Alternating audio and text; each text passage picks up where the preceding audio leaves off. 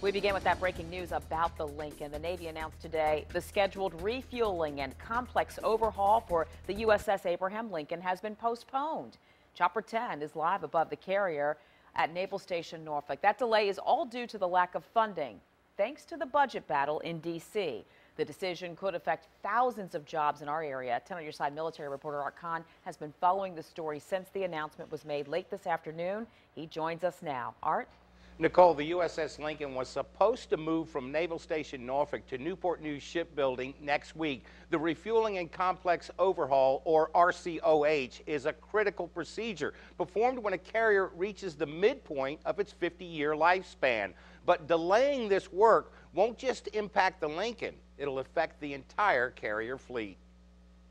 When the USS Lincoln pulled into Naval Station Norfolk last August, she was already overdue for her scheduled refueling and overhaul. You know, we were supposed to come home in May, be here in May. We extended through August.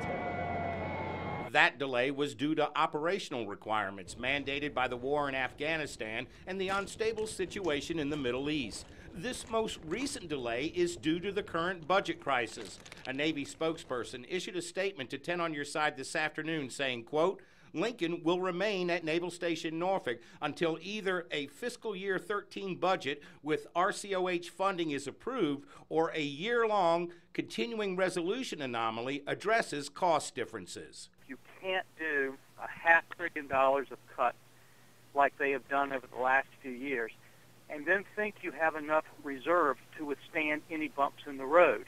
Talking to 10 on your side from Washington this afternoon, 4th District Congressman Randy Forbes says this delay will affect the readiness of other carriers in the fleet as well as the people who maintain the fleet. I tell you, you could see a number of layoffs, you could have a number of availability.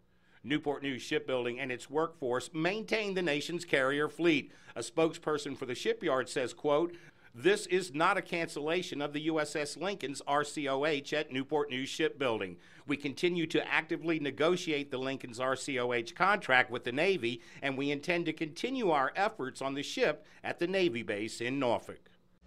Now, the statement from Newport News made no reference to how this might affect jobs at the yard or if there are any plans for layoffs.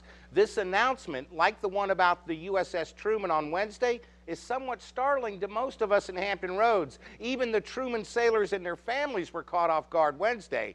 More on that side of the story at 6. Art Kohn, 10 on your side.